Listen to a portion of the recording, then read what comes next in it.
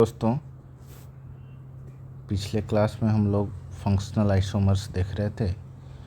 तो functional isomers में हम लोग पहला टाइप का जो फंक्शनल आइसोमर्स देखे थे वो अल्कोहल से ईथर का कन्वर्जन था। मतलब अल्कोहल फंक्शनल ग्रुप से ईथर फंक्शनल ग्रुप में चेंज हो सकता है। अल्डिहाइड दूसरा अल्डिहाइड से कीटोन में, फिर कार्बोइलिक एसिड से ईस्टर में, साइनाइड से आइसोसाइनाइड और नाइट्रो से नाइट्रीटो में। अचानक टेक्निकल प्रॉब्लम के कारण वीडियो बंद हो गया था।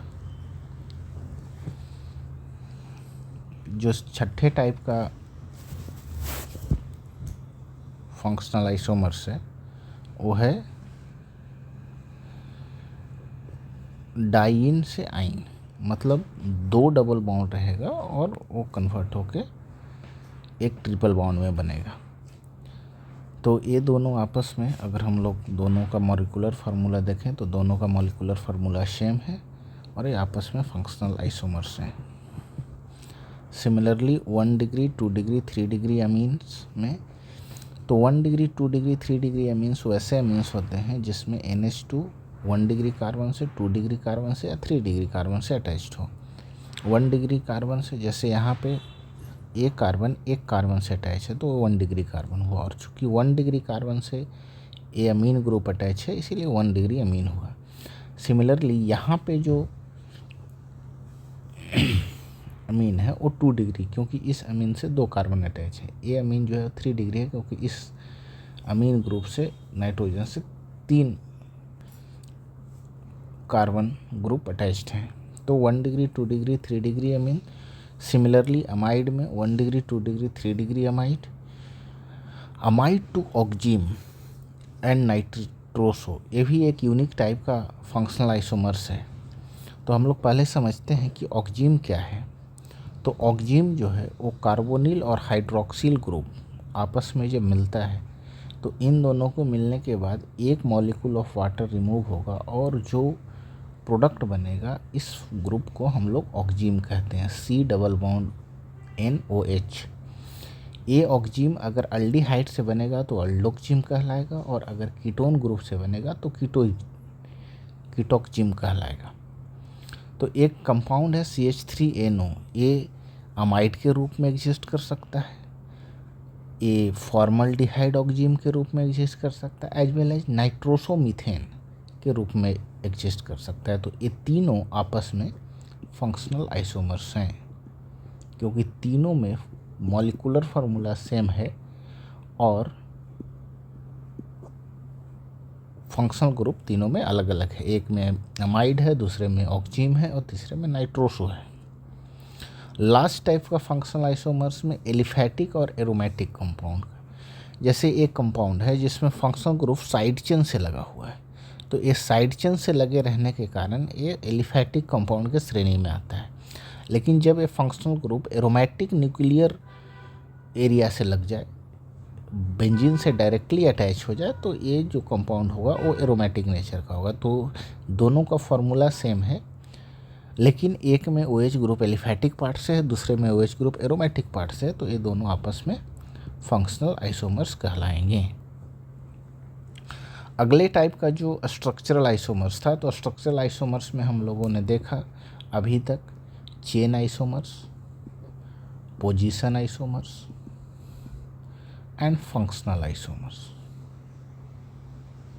चेन आइसोमर्स जब रूट वर्ड चेंज हो जाए, मतलब number of carbon in main chain change हो जाए। Position isomers locant value change हो सब्स्टिट्यूएंट का। और फंक्शनल आइसोमर्स जब फंक्शनल ग्रुप चेंज हो दो आइसोमर्स में।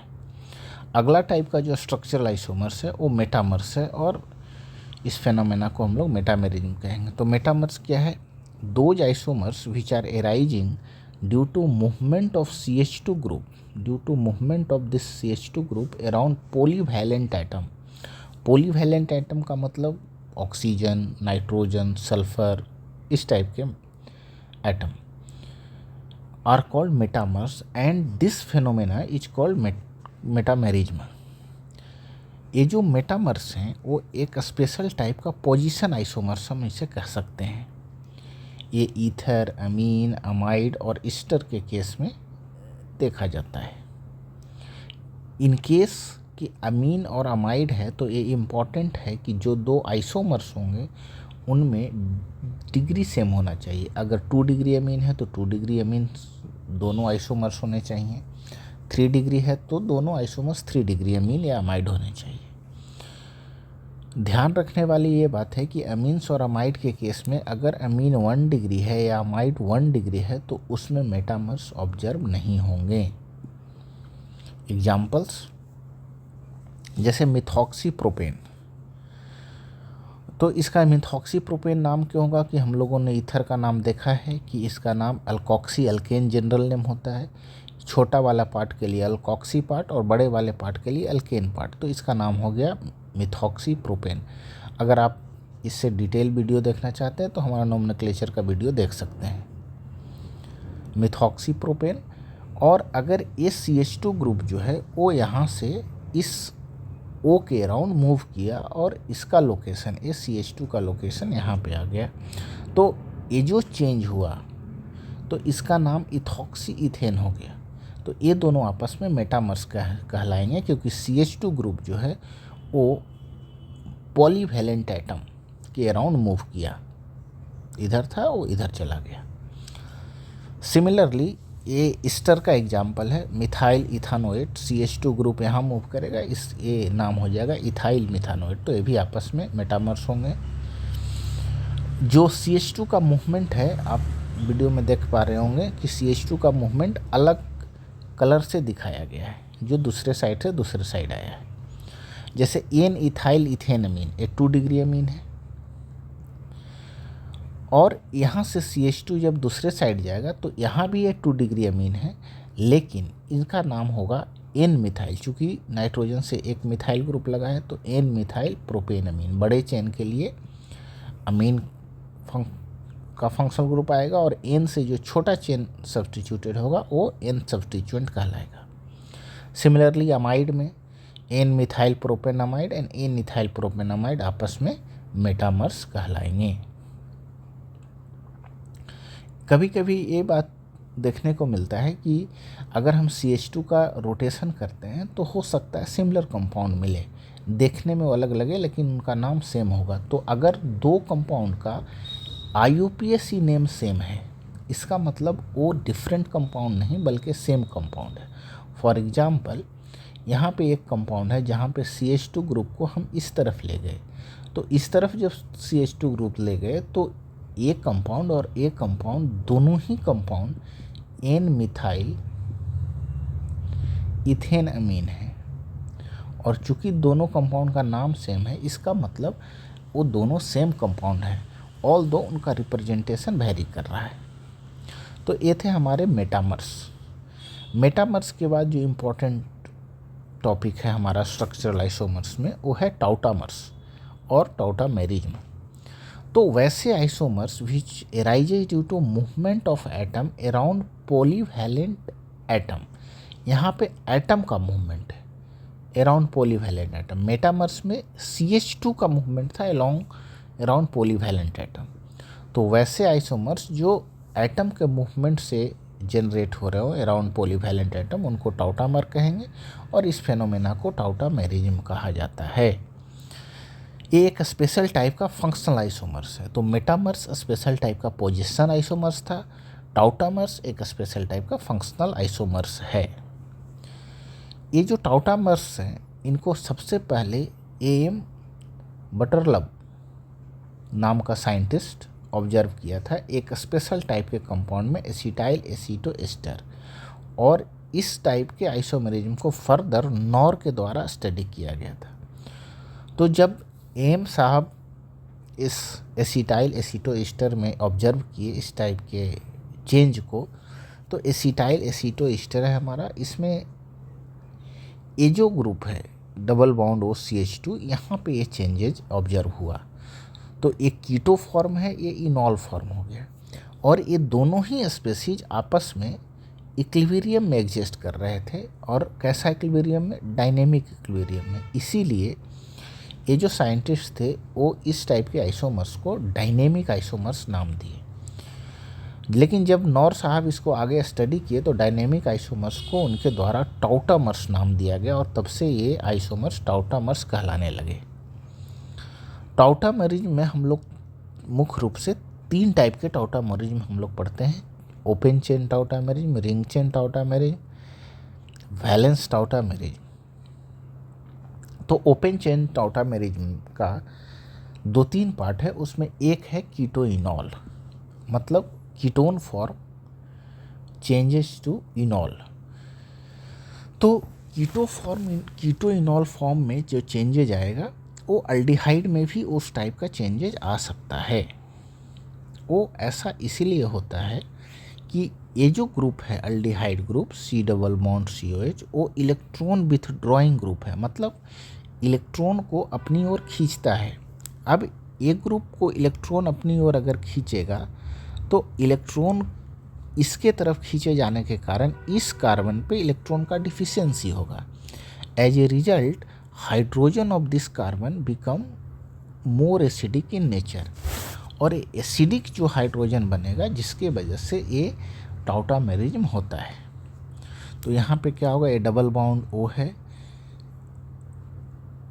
ये बॉन्ड टूटेगा और इस बॉन्ड टूटने के कारण ये एसिडिक हाइड्रोजन है, ये वापस आएगा और ये हाइड्रोजन जाके इस ऑक्सीजन से अटैच हो जाएगा। एज ए रिजल्ट इस तरफ कार्बोनिल फॉर्म है, कीटो फॉर्म है, इस तरफ इनॉल फॉर्म है।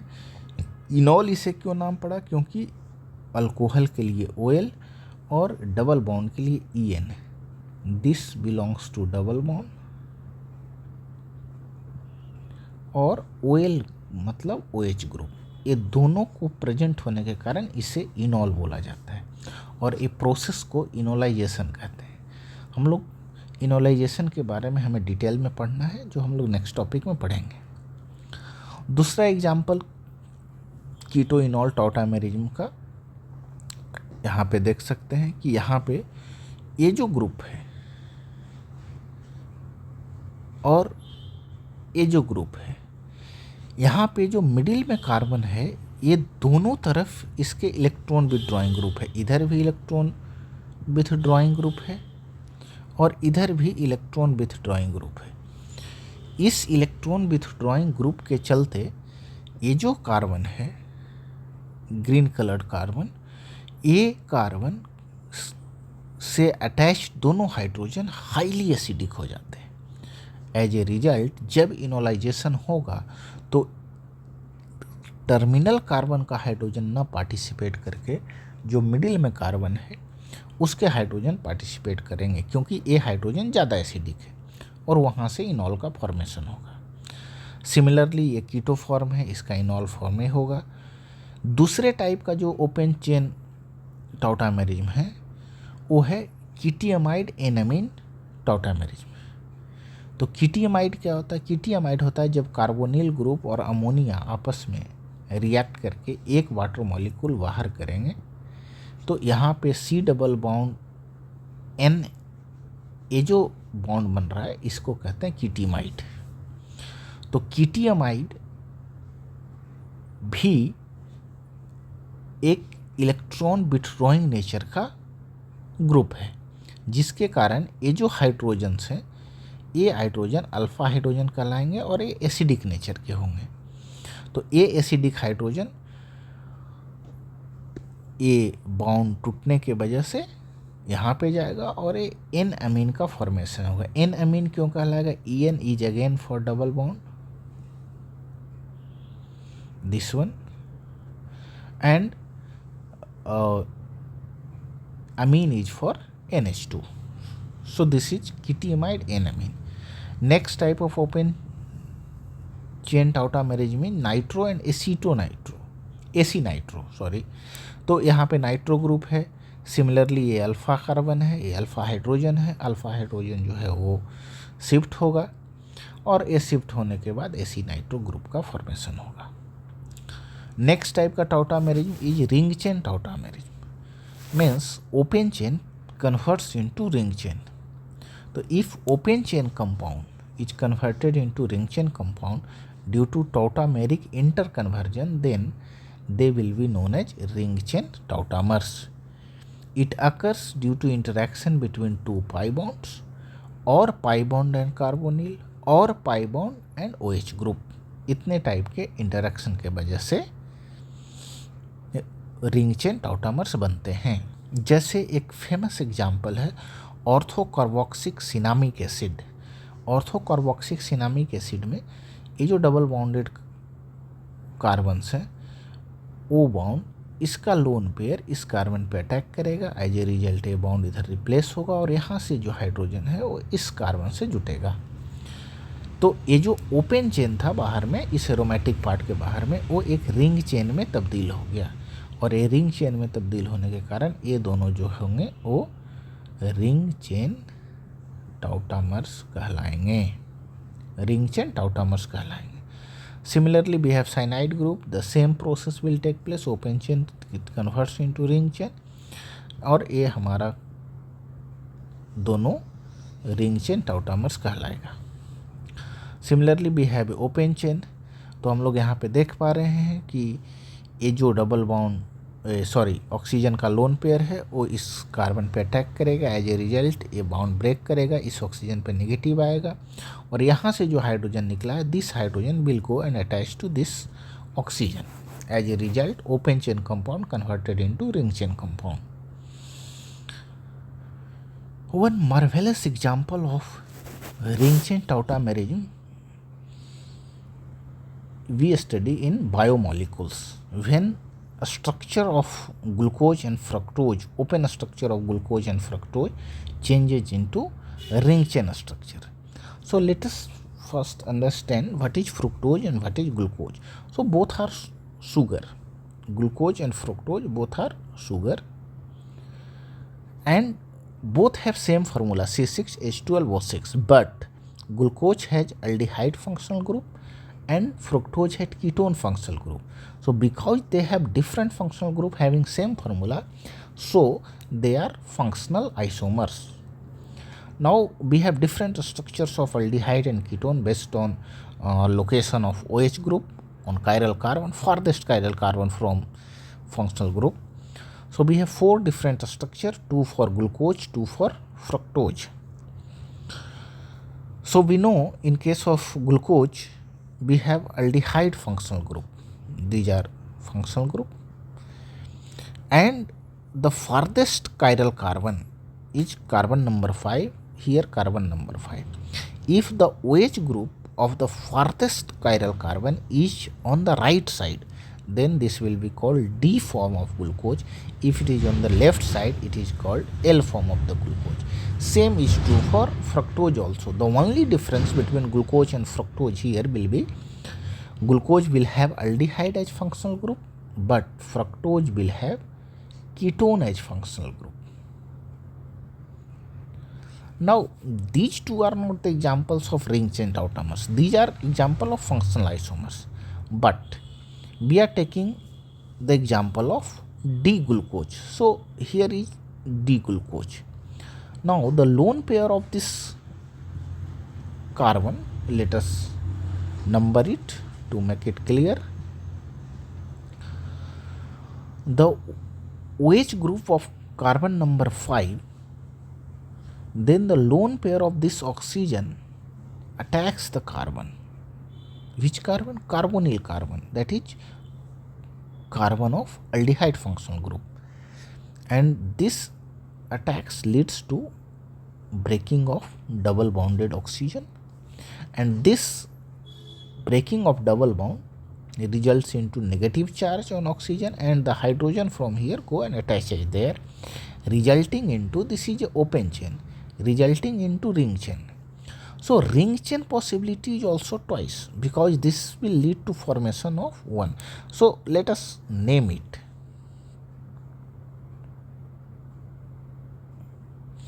So this is carbon number 5, 6, 4, 3, 2, 1.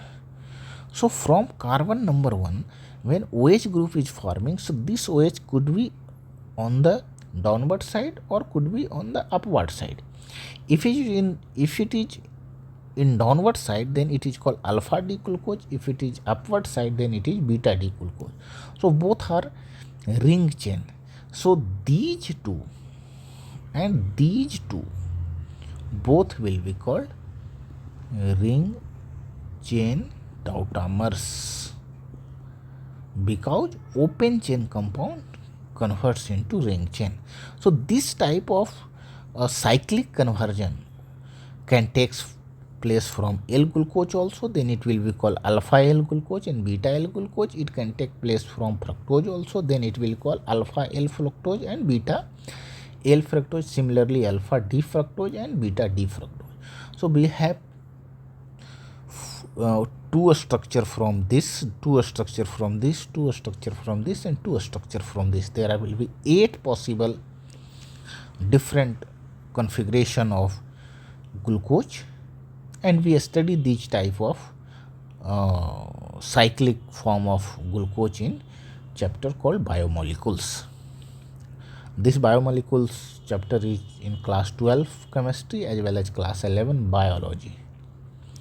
The next type of tautomers is valence tautomerism. So tautomers arising due to movement of valence electron. In this case, a cyclic compound converts into bicyclic or tricyclic. For example, but this type of tautomerism is very rare. So we will take a simple example. Cyclooctetraene.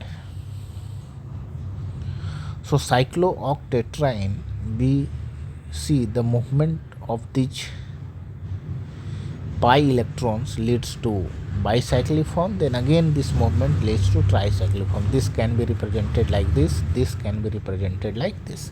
So this is example of valence form of tautomerism. So what happening if we break it for understanding, then it will be like this.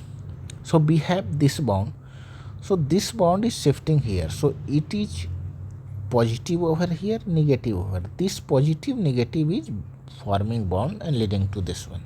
Similarly, here this is breaking like this, so here it is negative, here it is positive, so there will be formation of positive bond resulting into this structure. So this is valence tautomerism. So in the next video, we will look upon what is enolization in detail, keto-enol tautomerism in detail.